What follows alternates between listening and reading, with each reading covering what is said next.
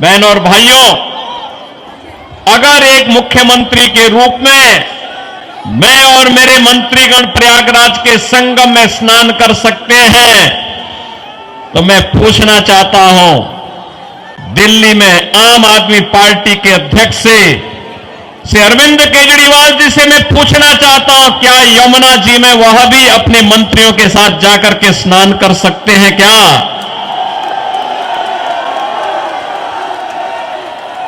अगर उनमें नैतिक साहस है तो उनको इसका जवाब देना चाहिए। यमुना मैया को एक गंदे नाले के रूप में बदलने का अपराध क्या उन्होंने किया है कि नहीं किया है?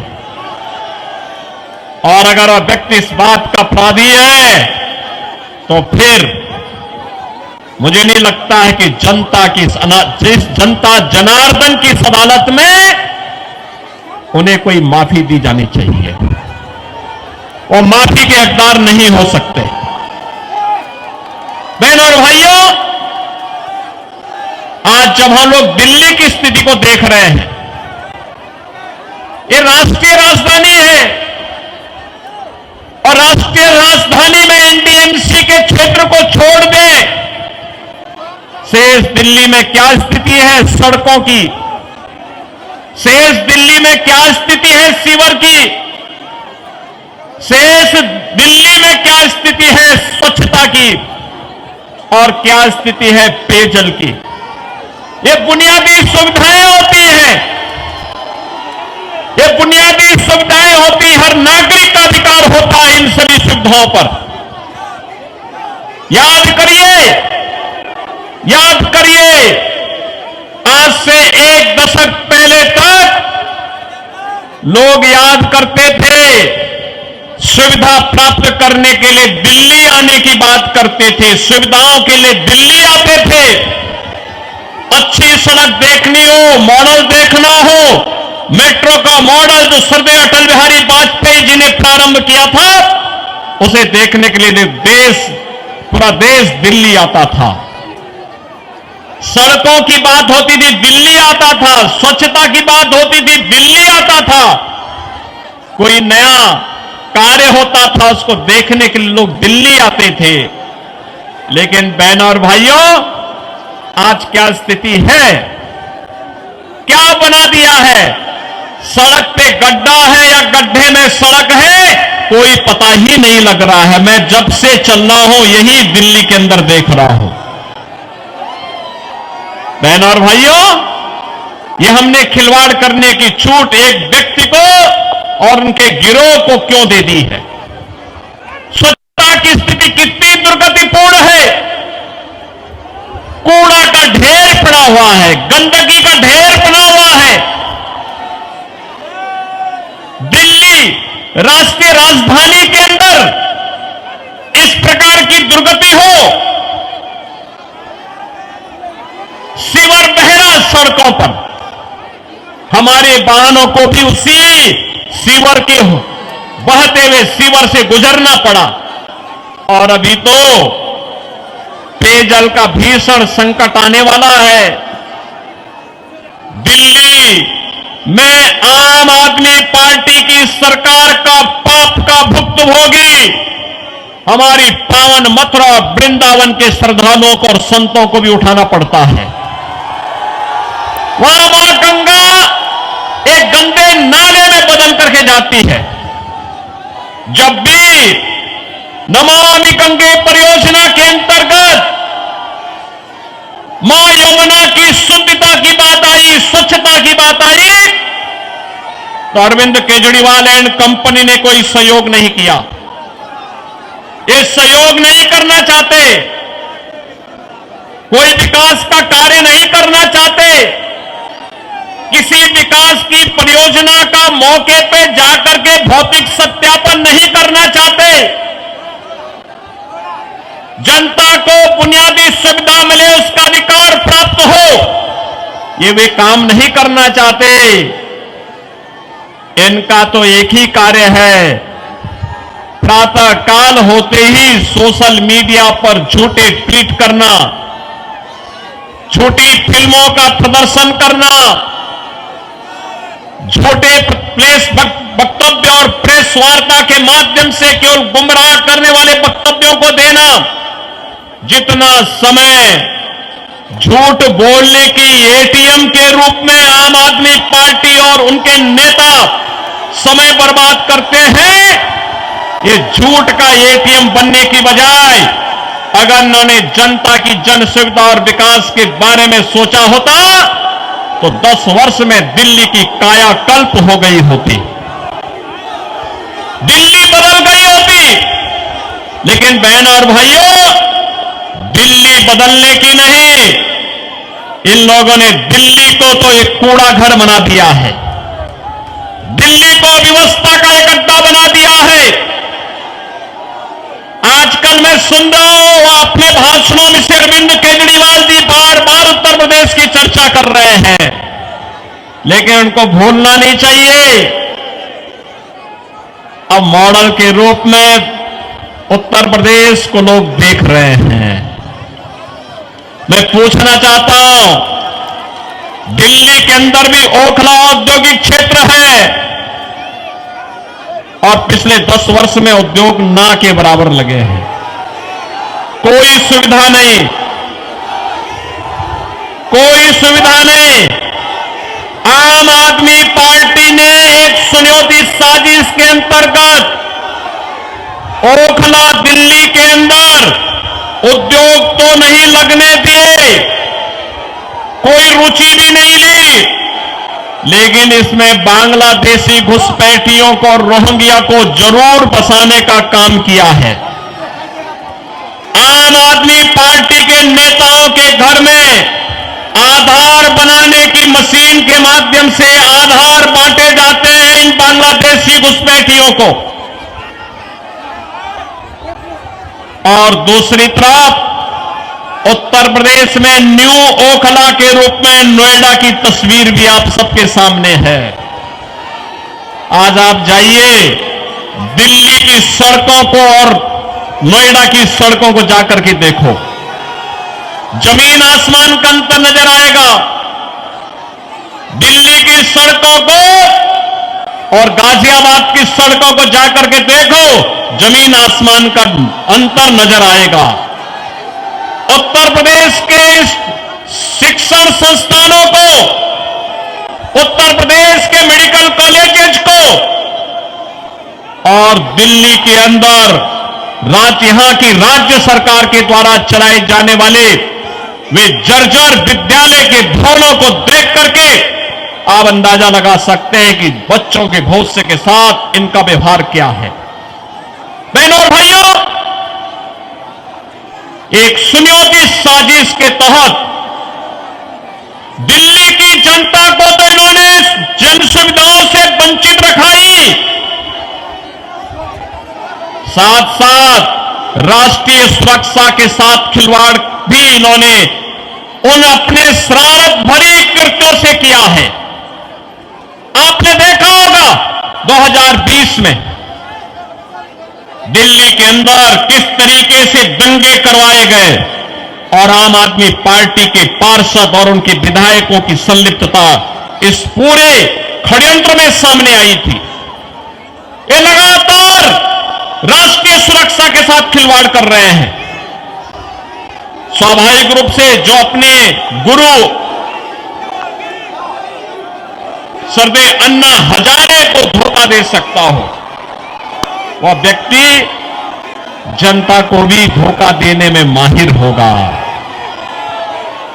देश को भी धोखा दे रहे हैं, जनता जनार्दन को भी धोखा दे रहे हैं।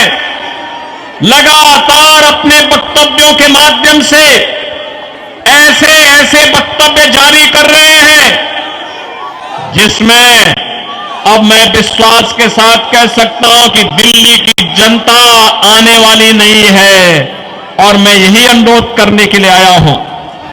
बहनों और भाइयों, मैं आपको एक बात और कहना चाहता हूं, मैं आपसे एक बात और कहना चाहता हूं। जो यहां पर आम आदमी पार्टी की सरकार और आम आदमी पार्टी जो लगातार कह रही है, ये लगातार एक बात को कह रही है कि इन्होंने यहां पर बिजली दी है।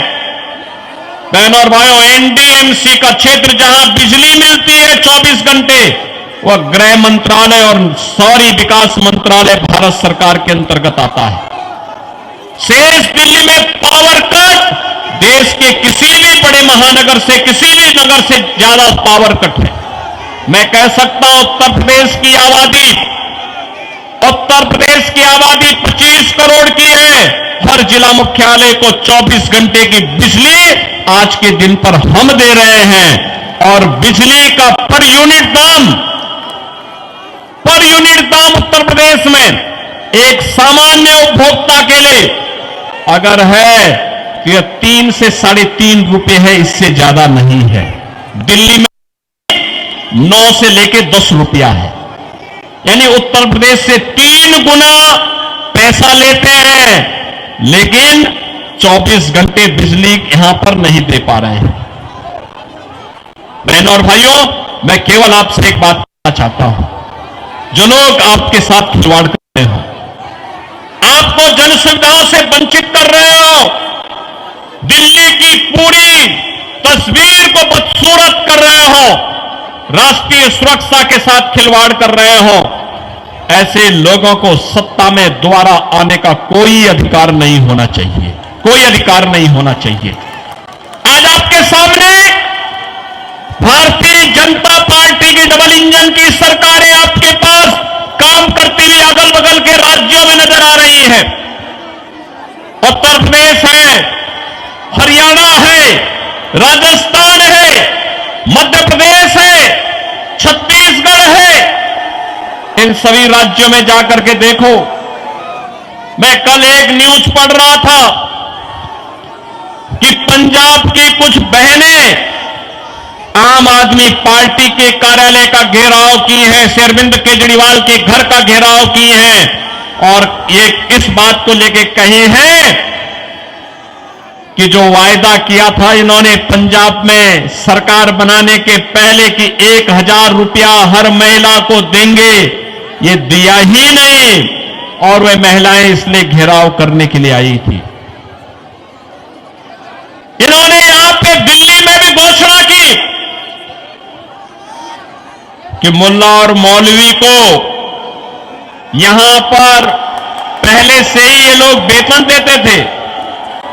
आज दिल्ली की आर्थिक स्थिति इतनी बदहाल कर चुके हैं कि उनको भी कई महीनों का नहीं मिला और जब वहां से हो हल्ला शुरू हुआ तो इन्होंने उसको डाइल्यूट करने के लिए कहा कि हम पुजारियों को भी देंगे। बहनों और भाइयों, मैं पूछना चाहता हूं अरविंद केजरीवाल जी से और उनकी पूरी टीम से, क्या किसी मंदिर के सुंदरीकरण की कार्य योजना को उन्होंने कभी आगे बढ़ाया? कभी बढ़ाया? मॉडल देखना हो तो आइए काशी में काशी विश्वनाथ धाम को देखिए। मॉडल देखना हो अयोध्या में श्री राम जन्मभूमि पर भगवान राम के भव्य मंदिर के मॉडल को देखो। मॉडल देखना हो तो प्रयागराज में आइए। प्रयागराज में महाकुंभ के आयोजन स्थल को देखो। आस्था का सम्मान ऐसे होता है। 1000 से अधिक ऐसे विरासत से जुड़े हुए धार्मिक और आध्यात्मिक स्थलों के पुनरुद्धार और सुंदरीकरण का कार्य के लिए उत्तर प्रदेश के अंदर चल रहा है या पूरा हो चुका है। बहनों और भाइयों, यहां पर आम आदमी पार्टी आपकी भावनाओं के साथ खिलवाड़ कर रही है, लेकिन वे भत्ता देने की बात और मानदेय देने की बात करते समय भूल गए कि उन्होंने बौद्ध मठों से जुड़े हुए भंतों को छोड़ दिया है। बनते भी पाए इसकी उनको चिंता नहीं। भगवान वाल्मीकि के समय से वाल्मीकि समुदाय से जुड़े हुए तमाम हमारे संत वाल्मीकि मंदिरों में पूजा अर्चना करते हैं, उनको उन्होंने भुला दिया, उनके एजेंडे में कहीं नहीं। आम आदमी पार्टी के एजेंडे में रविदासी मंदिरों के पुजारी नहीं है, यानी आज भी इनकी तुष्टीकरण की जो पॉलिसी चली आ रही है, बांटो और राज करो की पॉलिसी चली आ रही है, वह अभी भी मानदेय और सरकारी पैसे से उस मानदेय या भत्ता देने में भी उसमें ये लोग परहेज नहीं कर पा रहे हैं। और इसीलिए तो मैं आप सबसे कहना चाहूंगा कि बहनों और भाइयों, आज प्रधानमंत्री मोदी जी के नेतृत्व में हम एक नए भारत का दर्शन कर रहे हैं। एक नया भारत अगर हमें काशी में काशी विश्वनाथ का दर्शन कराता है, तो उत्तराखंड में केदारपुरी में भगवान केदारेश्वर का भी भव्य मंदिर का पुनरुद्धार का कार्य वहां चल रहा है। मध्य प्रदेश में महाकाल का महालोक है, तो उत्तर प्रदेश के विंध्यवासिनी में मां विंध्यवासिनी का धाम भी एक नए कॉरिडोर के रूप में विकसित हुआ है। अयोध्या में 500 वर्षों के बाद फिर से रामलला विराजमान हो गए हैं। और इस अवसर पर मैं आप सबसे अपील करना चाहूंगा, यह समय है, जैसे उत्तर प्रदेश डबल इंजन सरकार का लाभ प्राप्त कर रहा है, एक साथ एक स्वर में सभी सरकारें मिलकर के विकास को ध्यान में रख करके, युवाओं के भविष्य को ध्यान में रख करके, अन्नदाता किसानों के भविष्य को ध्यान में रख करके, बहन और बेटियों की सुरक्षा को ध्यान में रख करके, व्यापारियों की सुरक्षा को ध्यान में रख करके अपना कार्य कर रही है। ऐसे ही दिल्ली के अंदर भी भारतीय जनता पार्टी नेतृत्व की डबल इंजन सरकार आनी चाहिए। और डबल इंजन सरकार की शुरुआत आपने कर ली है, आपने कर ली है। याद करिए, जब से अरविंद केजरीवाल और उनके मंत्रियों को भ्रष्टाचार के मामले में जेल में बंद किया गया था, जेल से जमानत पे छूटने के बाद इन्होंने कहा था कि जनता जनार्दन फैसला करेगी। अरे जनता जनार्दन ने तो लोकसभा चुनाव में फैसला कर लिया है। दिल्ली में 100% रिजल्ट प्रधानमंत्री मोदी जी के साथ रहा। चंदौलिया जी को आपने यहां से अपना सांसद चुन करके भेजा है, देश की संसद में भेजा है। तो जनता जनार्दन तो अपना फैसला कर ही चुकी है। और इस विधानसभा चुनाव में भी जनता जनार्दन फैसला करने को पूरी तत्परता के साथ खड़ी है। और इसी में मैं आपसे अपील करने के लिए आया हूं कि बहनों और भाइयों, इस किराड़ी विधानसभा क्षेत्र से भारतीय जनता पार्टी ने अपने कर्मठ कार्यकर्ता को, जिनका एक ही ध्येय है और वह है कि इस किराड़ी विधानसभा क्षेत्र को एक विकसित विधानसभा क्षेत्र के रूप में विकसित करना। यहां के लोकप्रिय सांसद श्री चंदौलिया जी के साथ मिलकर के अच्छी सड़कें देना, सीवर लाइन बिछाना, पेयजल की पुख्ता व्यवस्था करना, स्ट्रीट लाइट को दुरुस्त करना, साफ सफाई और स्वच्छता के मानक पर एक आदर्श विधानसभा के रूप में विकसित होना, बहन और बेटियों को सुरक्षा प्रदान करना, युवाओं के लिए रोजगार के अवसर उपलब्ध करवाना, उत्तम शिक्षा के, उत्तम स्वास्थ्य के केंद्र को बेहतरीन तरीके से, मॉडल तरीके से संचालित करने का कार्य। और इसको करने के लिए यहां पर राम भक्त बजरंग बली के रूप में बजरंग शुक्ला आपके बीच में उपस्थित हैं, भारतीय जनता पार्टी के प्रत्याशी के रूप में। मेरी आप सबसे अपील है कि डबल इंजन सरकार से ही दिल्ली की कायाकल्प होगी और डबल इंजन सरकार के प्रतिनिधि के रूप में बजरंग शुक्ला को दिल्ली विधानसभा में चुन करके भेजें। आप सब भेजेंगे? भेजेंगे? जनता जनार्दन का आशीर्वाद इस बजरंग शुक्ला को प्राप्त होगा।